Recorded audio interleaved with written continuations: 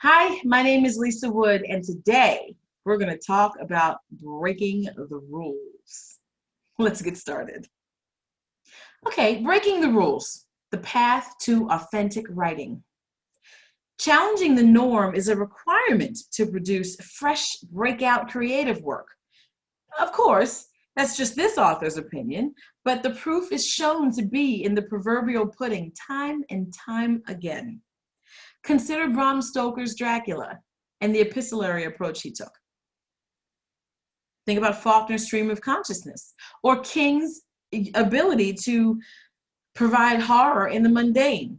Each of these examples illustrates boundary challenging that changed the way people thought about fiction and in turn contributed to the literary canon. This presentation will explore the rules of writing that individual creators find themselves butting up against as they develop their personal style and writing voice. My name is Lisa Wood, and I wear a couple hats. I'm a psychological horror author. I write as Elle Marie Wood in that space. I'm a screenwriter. I'm an occasional poet. I've been lucky enough to win a few awards, one for a novel, a few for a screenplay, some for short stories, and I'm here to tell you that never gets old. I am floored that my work is being celebrated in that way every single time it happens. I'm an informal essayist as well, which is a really funny term to me. And I am also an English professor and course creator. All of that means that I am a creative, and I have carved out a few ways to share that creativity with anyone that'll listen. It also means that I'm an unrepentant rule breaker. How, you might ask? And we'll get to that. I once described myself as a literary road warrior, and I really still feel like that description hits the mark. I've been in the business since the early 2000s. I write in a genre that's not commercially mainstream, at least not all the time, and not in every iteration either. I've witnessed the change in the publishing landscape over the past 20 years. And all those things have taught me, above all else, that whether you're a short story writer, a novelist, a screenwriter, a game writer, a content creator, you, the creative person, have to seek authenticity to achieve longevity. Now, if that interests you, you'll enjoy this talk. Maybe the things I've learned will show you how your quirks and idiosyncrasies can be positives rather than negatives. Let's start with the big one, plotting versus pantsing. When we were in school, our teachers taught us the proper way to create an outline, complete with Roman numerals and everything. They encouraged us to break down our scenes and detail the plot, capture all the beats so that we'd be prepared to write the essay, the short story, whatever it was. For some of us, this comes easy. We dive into the process, either using sticky notes, with scenes written out onto them, or massive boards where we thumbtack ideas that are written out on index cards. And sometimes we use those cards to shuffle things around, like change the story beats or change where the action is, to get the flow that we're looking for. Some of us get really techie with it and use tools like Scrivener or Evernote to plot and sequence and outline and organize. This process of planning makes some of us feel like they know where they're going with the story. They have a handle on their idea. It gives them a confidence to be able to see the story from beginning to end and know what's supposed to happen at every turn. And for some of us, not so much. Many authors frown at the notion of writing an outline. They think it hinders spontaneity and curtails their creativity. People who like to write and develop the story along the way are called pantsers. And that phrase is adapted from the saying, by the seat of your pants, or flying by the seat of your pants. These folks don't outline. As a pantser, I can totally relate. There's something about letting characters lead in real time and discovering things as they do. The reactions are just straight from the hip, and it provides an invigorating experience, for me at least. But again, I digress. This is not, this, this section is not designed to debate, the merits of plotting or of pantsing. And I could make arguments for both. What it is designed to do is to highlight one of those rules I'm talking about, and calling out the fact that it can be, and is often broken. Okay, you plotters, an outline is akin to a flowchart. It's the plan for your story from start to finish. Seeing the story in this way allows you to address pitfalls early on, rather than possibly getting derailed by them as you're writing. Outlines allow you to delve deeper into your characters and uncover their motivations in a logical manner. This vantage point makes for a better understanding of the characters and how they impact the overall story.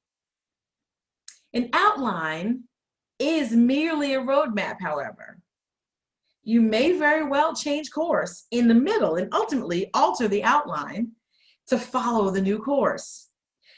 There's nothing wrong with that. Some people do a reverse outline after the first draft, revisiting the structure and laying down what was originally covered, rather than obsessing over doing the original outline. They can compare this new outline to the original, see if there's anything missing, discover things they may want to modify, and marvel at the path that's been taken by that diversion. The thing to remember is that the outline does not have to be set in stone. Deviating from it and making changes are part of the creative process. Pantsers. I'm moving the menu so that you can see the words. For those who like to jump into a story without a compass, outlining, like I mentioned before, feels restrictive. But that doesn't mean that a pantser, opens up a blank Word document and says, okay, let's roll, with literally no idea what they want to do and say at all. Sort of. Let me explain. Pantsers usually have a story idea in mind.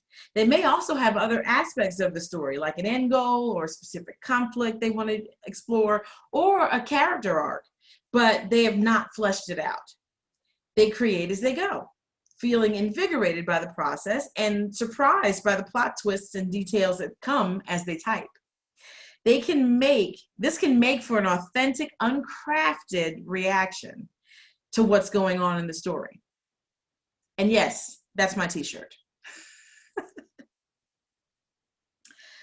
Whether you plot or pants, story structure is story structure. Every story has a beginning, a middle, and an end.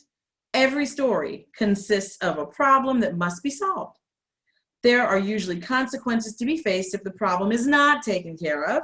With this general guideline in mind, we can think about how, the different ways to answer the overarching questions that come up with every story. The considerations and decisions that you make as an author, at least in this context, lead me to my handy dandy Venn diagram. And don't judge me for this Venn diagram. I love Venn diagrams, whatever. I really, really do. Okay, let's take a look at this one now. So some of the basic questions that, storytellers ask themselves are, what's the story's plot? Who's in the story? What's the problem? How did this problem occur? I don't know what number I'm actually on. That was number 4. What happens if what happens if, and then you're like, whatever possible pitfalls or problems or paths could happen, you sort of detail that out. The 6th one would be, what if the problem doesn't get resolved? What are the consequences then? And number 7 is, what are the steps to take to meet that goal?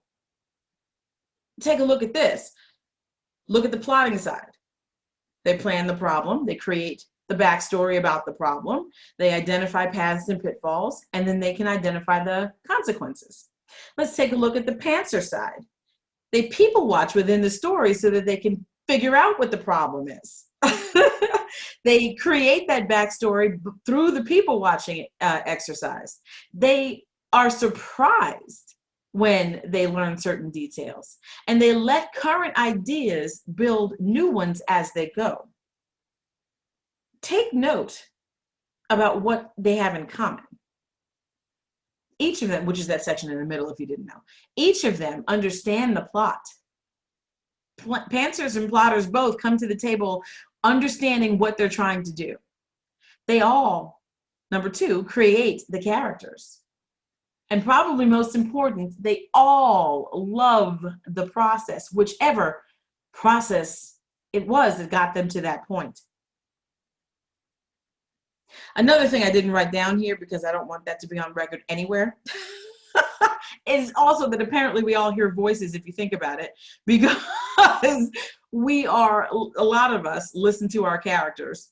As a pantser, I can tell you that our characters are speaking to us or through us in ways, and that's how we end up writing stuff onto the page. And if you look at the details that a plotter is going through, it's the same situation. They're being spoken to or through, and they're just being, all that information is being put onto a sticky note or an index card. So yes, but we won't write that down and have it captured for posterity. We'll just leave that part out. So ultimately, these questions, these 7 questions that I just mentioned will spawn other questions, and they should spawn other questions. And with every answer, your story fleshes out even more, whether it's plotted or pantsed.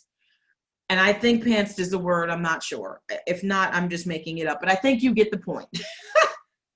And the major point of this one is, this rule, it's effectively broken. There is no right way, no one right way to craft your story. You do not have to write an outline to have an effective story. You do not have to pants your way through it all to have an effective story. Both get you to the same endpoint. Whether you're a plotter or a pantser is unimportant. If your ideas flow best when you are hanging upside down off the side of your sofa, do you. No one else can write your book. Enjoy and embrace your own process. Okay, the next one, character development. Yes, yes. Another big one. A big, big rule that can be broken if you so choose. Some say you should know everything you can about your characters, right? They go deep into it, answering questions about their likes and dislikes, really diving into everything about them. This is an information that will make its way into the story. Not even half of it. But still, some authors do that deep dive work. You know, they plot their characters' psyches to understand what makes them tick. And I say, if that's what they want to do, then they should do it. Some people let their characters form as they go. And to those people, I also say, go for it. Okay? In the end, there's no right or wrong. There's no rule for the correct story creation. And if there is one, this is it then. I say it's a rule just begging to be broken. I love one of those questions in there. What did your main character dress up for in Halloween when they were 8 years old? Some people know that. I myself do not.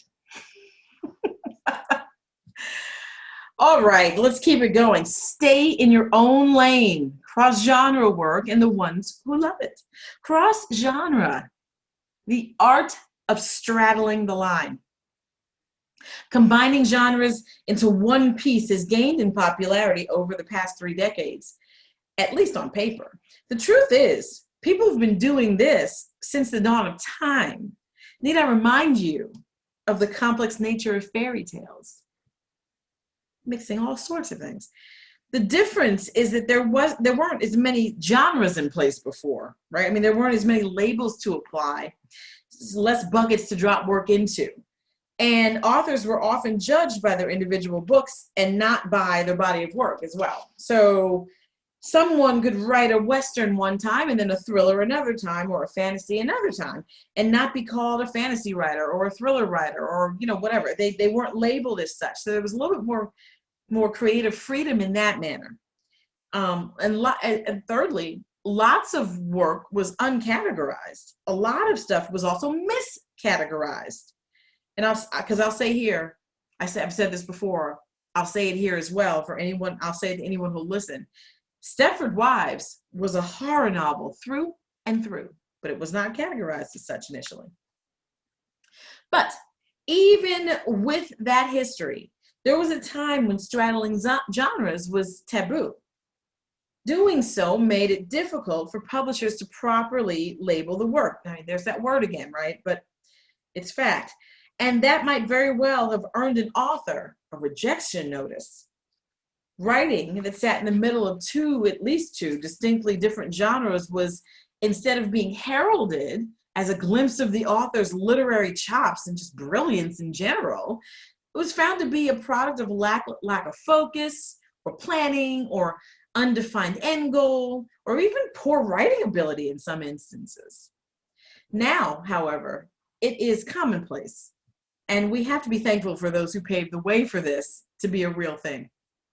Even a subgenre in its own right, by the way, at least under the horror genre, it's called slipstream.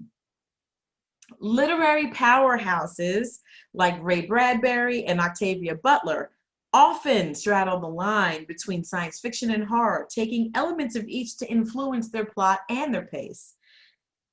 Thank goodness. The fact is, sometimes one genre does not suit your story. I have a novel that's been described as a parallel universe, biopunk, space exploration, romance horror, and I love it.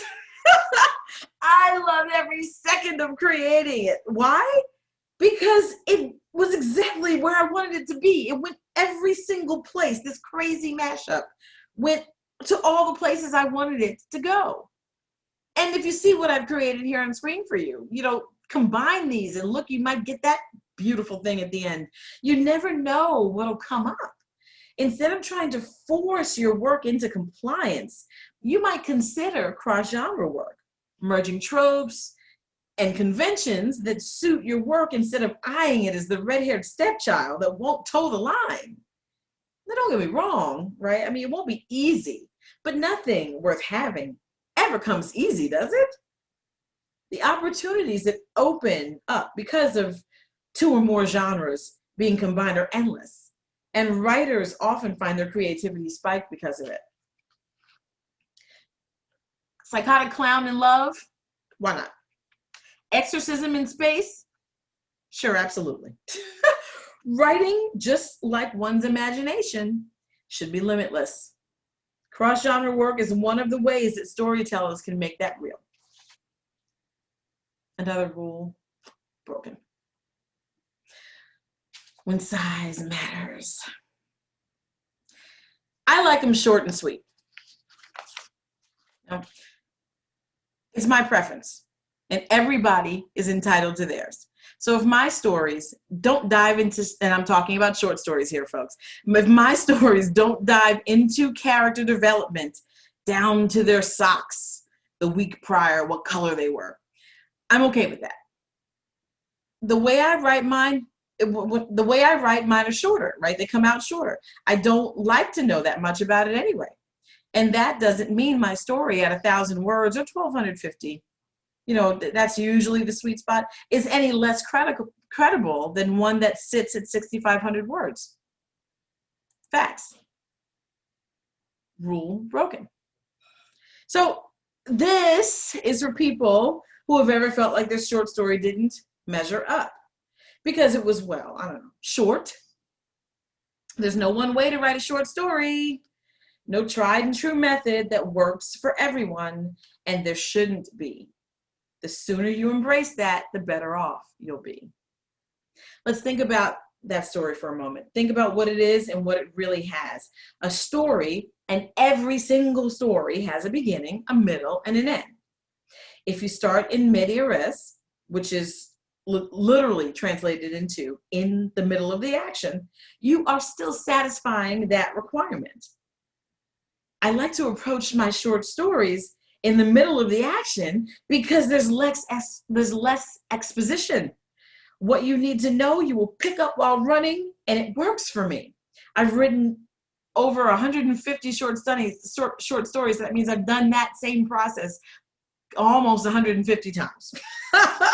And 90% of those stories have made it into the world in some shape or way, shape, or form, e-zine, printed mag, anthology, or otherwise. So I know this is a good thing for me, but I want to give you these classifications so that you know what they really stand for. Because are there word counts sometimes? Sure. Are they fluid? Yeah. But on your screen, this is the current logic as it relates to word counts. Keep them in mind as you craft those masterpieces of yours. Now, if you're trying to get your work published, you want to make sure you adhere to the guidelines and stay within word count, because that is when size definitely matters. Take a screenshot of that, take a picture of it, save that one, because it's a pretty good guide. Okay, let's move. Self-publishing. You've heard things before. Self-publishing isn't respected as much as a traditionally published book. You've heard that. You've heard anybody can put a book out there, so I don't trust it. You've heard, who is this author anyway? These comments are valid and stem from the influx of questionable self-publishing that happened in the early 2000s. It was like the Wild West. People threw books up before completing an edit of any kind and never even thought about actually having the book professionally edited. That just sounded like a money pit to many people, and they just didn't invest in that. Authors would finish writing said book, get a glass of whatever they wanted to drink, toast themselves, and push the book out at 4:30 in the morning. This resulted in things like misspellings, run-on sentences, repeated words, story continuity problems, rudimentary cover design. Oh, I could go on. Profanity for the sake of profanity. A host of other things. It was a rough time to be publishing, and I remember it very well. Trying to do it the right way, but going with a small press instead of one of the big boys. It was hard to keep your head above water because there were just so many books. And guess what? There are still so many books. I can't tell you whether you should pursue traditional publishing or go with a small indie publisher or self-publish. There are pros and cons to each path. Some might argue that you make more money, a lot more money indeed, if you self-publish, and those percentages likely do shake out that way. But consider this. If your book is one out of 156,000 on sale, it will be hard to get it to stand out so that you can earn those higher that higher percentage. Traditional published books fill the bookstore, and the majority of the people that I interact with casually outside of the world, outside in the world, outside of the writing publishing bubble that I exist in most of the time, those casual interactions with those people outside, they still shop in the bookstore. Just like they still go to Target or Walmart or whatever version you may have in your neck of the woods to shop, even if they can go online and find those very same clothes that they find on the rack and more on the website, they still pick out their next reads from the inventory available at a bookstore. Wrong or right, like or lump, it's whatever. Something to consider. There are small and indie presses that are changing that game, and it's so exciting to see. And true, bookstores, any book with an ISBN and a distributor and other criteria that they've got to, that are required here, their book can be ordered from a traditional brick and mortar bookstore as well. And the world opens up even more when you factor in online accessibility. It's a decision that an author has to make, understanding all of the facets of the argument and not take it lightly. So like I said, I'm not here to sway you to one side or the other. Indeed, if I were going to suggest anything, I would say diversify your portfolio and be a hybrid author so that you're having work available in all of the ways, right? But that's a different conversation. I'm also not here to disparage the author who wants to hit send without vetting the book, though I have to say a little something about that. When you do that, and if you end up having errors, you are not only supporting the old mindset about self-publishing as it relates to your own work, you are impacting all self-publishers out there working hard. There are ways around this. Hire an editor. It's money well spent. Proofreader, line editor, developmental editor. There are many types of editors. You need to figure out which one you want or which one you need, and get those people to apply their skills to your work. Get some beta readers to find out find out if your story makes sense to someone else. Sometimes we can't see the forest for the trees, so it's important to get another set of eyes on it when you still have a chance to make changes. And know this, there's no such thing as perfect. I have many a traditionally published novel on my bookshelf with typos and run-on sentences in them. Same with indie press. All you can do is the best that you can do. Remember that. Be as diligent as possible, doing everything you can to put your best foot forward and find confidence in that. Okay, but again, I'm not here to indicate what's right or wrong with self-publishing. What I am here to say is that this is a rule that can and should be broken if you want to. This isn't the year 2000. Things have changed. Mindsets, tools, etc. There are lessons learned to consult now. And the world has shifted as well. Some publishers have merged.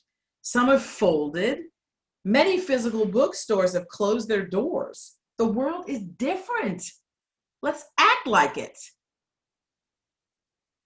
As for those questions I posed at the beginning of this section, self-publishing isn't respected as much as traditionally published books. That's the first one.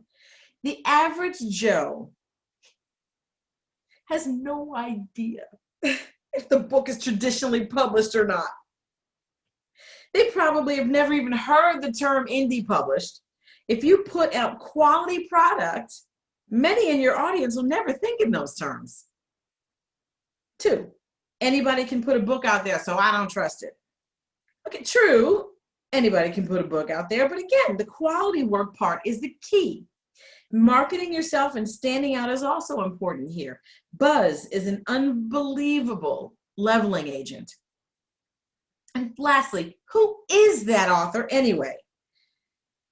This relates to whether or not you should be writing this. Like, why do you think you should be in the game? If you are in the horror genre, you probably have already encountered people who can only name Stephen King, as a horror author. You might hear Anne Rice every now and then, but never first. And I mean, probably not, right? Same for fantasy. Tolkien, first. Thrillers and detective stories, Patterson. Don't bang your head against this wall. They don't know who you are? Great. It's your job to show them.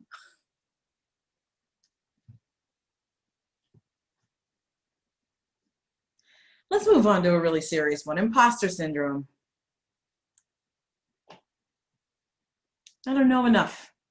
I haven't written enough. I haven't published enough. I haven't done enough to do something, to say something, or be something, invited to something, go somewhere. All that really boils down to is I'm not enough. But that's not true. You are enough. And if that has to become your mantra, when that devil on your shoulder perches there to tell you all the things wrong with your idea, how it's been done before, or how it's not scary if it was supposed to be, or how it's not funny if it was supposed to be that. If the argument you're trying to make in your academic paper isn't hitting the mark, or your review isn't gelling, blah, blah, blah, no. Stop. You owe it to yourself to vet your work and give it a really good review.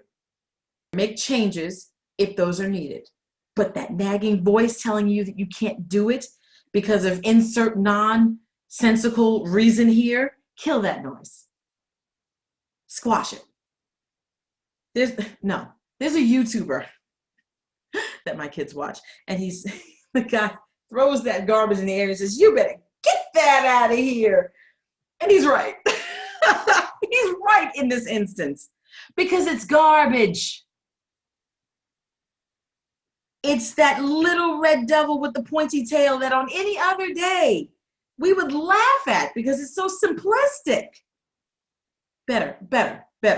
It's fear. Fear of failure, fear of rejection, fear of being judged, fear. And it's real, but it doesn't have to control your life. You knew you wanted to write, so you did. That makes you a writer. I mean it. We are all still learning, even after 30 years, more than that. I picked up some neat knowledge just the other day that I can use in my toolkit, and I continue to do that. The journey should be full of those learning moments, and you'll never know how to do it all perfectly. I pride myself on not giving dirty copy to my publishers. They will still edit it, and they should, but I try not to have a ton of mistakes. But listen here, commas? Man, those are the bane of my existence. I try to get better at that all the time. But sometimes there's a thing, right? Everybody has a thing. I could tell myself I'm not good enough because I keep messing these commas up over and over and over. Too many sometimes, okay, all right, whatever, most times.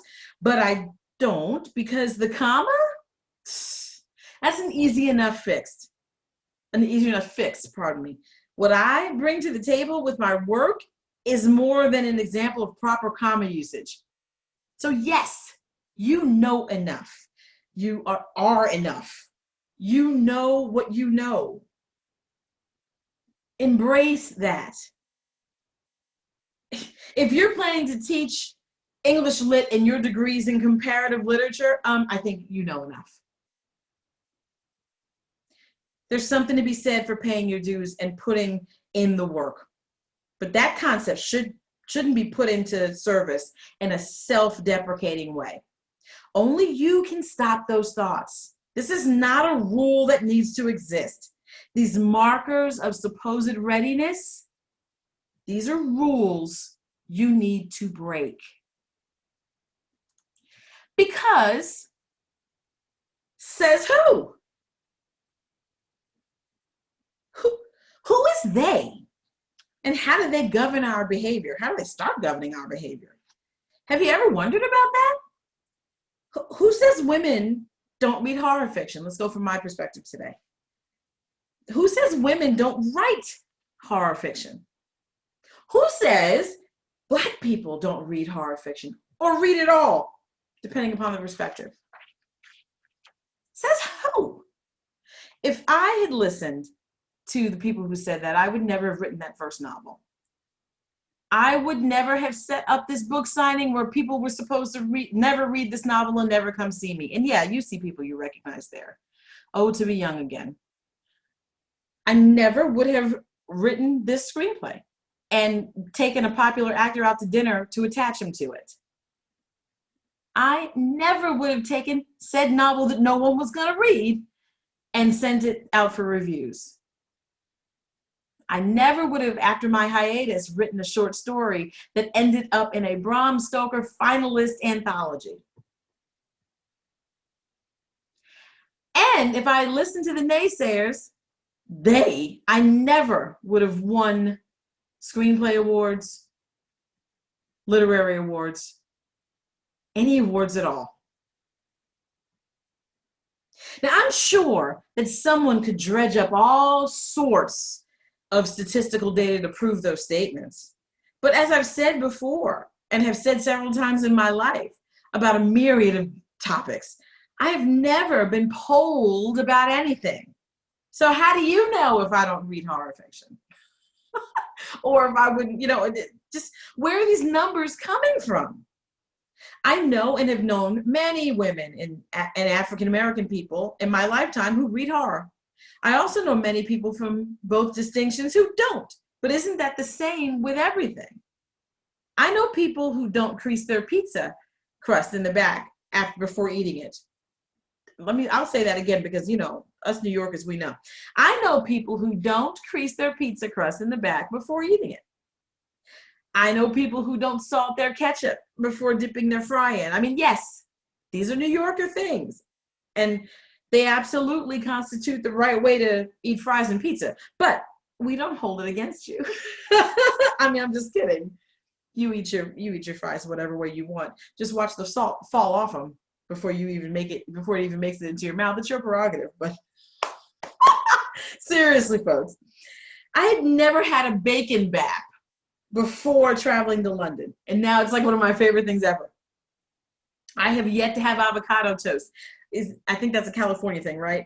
I don't know, but it's on my list to try. If they had polled me and the people waiting in baggage claim at Heathrow the day I arrived and asked those coming in from the US whether or not they enjoy bacon baps, most of us might have said no. Because, I mean, especially if it was our first trip over the pond, we didn't even know what that was.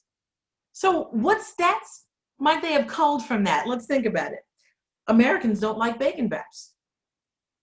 African-American women, there were like 3 of us on the plane. African-American women don't like bacon baps. African-Americans don't like bacon baps. People under 6 feet tall don't like, I mean, come on. You can, with a limited pool, you can literally come up with anything. Label it a study, and now it's become official. It's an official statistic. Who are these folks making up these rules, these stereotypes, these falsehoods?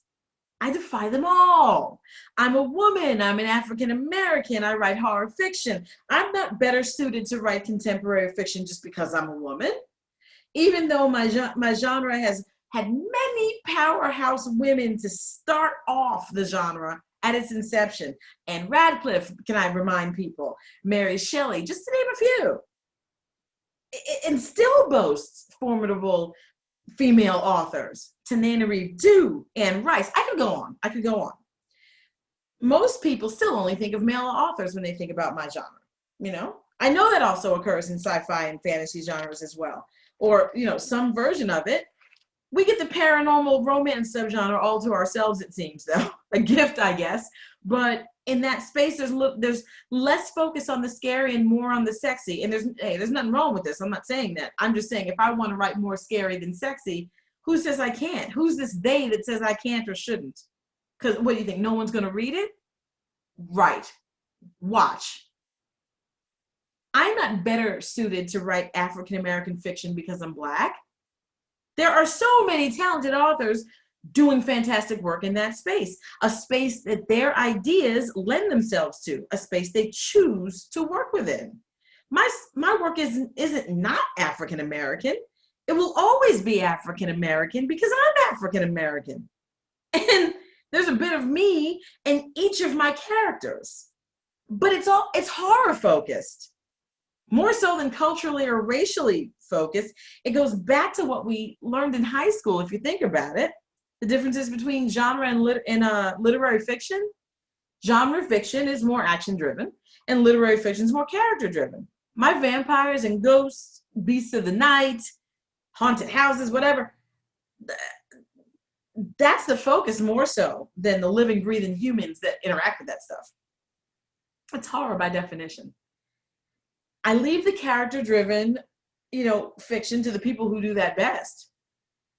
So let's think about what would have happened if I hadn't. We saw the slide before. Wouldn't have written that book, wouldn't have done any of those things. I wouldn't. Be me. You always want to strive to be you, no matter what. Okay, now, all this rule-breaking talk makes me think I should be clear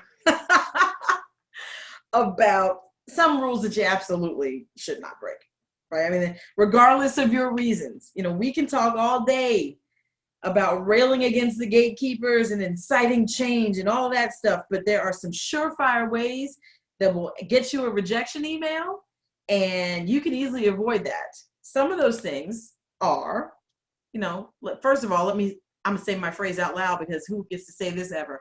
Don't fight the funk. Unbreakable rule number 1, you find a market that suits your work, or write to a market because you like the prompt. Don't try to fit a square peg in a round hole. Let me explain. Don't send a mermaid market a werewolf piece with no mermaids in sight. They want mermaid stuff. You are not giving them what they're asking for. Don't send a romance market an extreme horror piece. Just don't. Not if you want it published. Authors find themselves in a unique predicament now when trying to market their work. In the early 2000s, I hate to sound like I'm like flashbacking or throwbacking to that time so much, but there's a huge difference now, so it's important to make the distinction. In the early 2000s, there were countless markets, boasting horror fiction titles, and I speak specifically for my genre, but boasting speculative fiction titles, on the current and upcoming rosters, and new writers could find online and print, markets, and who would pay for their work with relative ease. Now, while you can still find markets that pay you, right, there are far less of them, which means there are a lot more people trying to get those few slots. You need to be on point. Your work needs to be clean, and I mean free of error when I'm in this context. And you need to hit the nail on the head. Unbreakable rule number 2, follow submission guidelines. Period. There is no world where you can respond to a call for submission and blow out the word count or not be on topic. I'm just, even when you're asked to submit for a specific market, there's still a theme they want you to write for. What do you think happens when you don't adhere to these guidelines?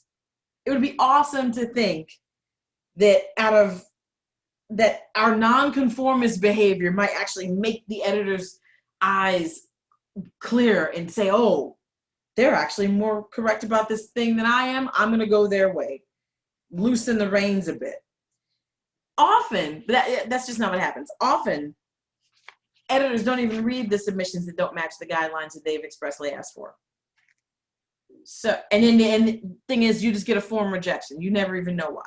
There's no sense in trying to fight this one. If you want to be paid for your work and see it published, you will need to follow submission guidelines. And that's really the be all and end all of that one. An unbreakable rule 3, proofread. I figured out another way to worm this one in. I know I said I wasn't trying to tell you what to do, how to handle your business in that self-publishing section, but really this bears repeating. Proofread your work. This is an unwritten rule that really should not be broken, not if you want to be respected and want consistent readership. Small errors happen. Like I mentioned before, there isn't a publishing house in the business now or ever that never had a grammatical, spelling, or sentence structure error slip through. But your text can't be full of these. How do you stop this? You do your best every time. You send clean copy. Then, when your editor gives you edits, you review those edits too. Same process if you hire someone and self-publish your book. Those words in that book, they represent you and who you are as an author. Put your best foot forward every time. And that's it. I hope this helped you find your pace and reaffirm the path you're already on. Remember to be authentic and true to your goals, your interests, your voice, and know that it'll be reflected in your work. And keep this in mind. Some rules are meant to be broken.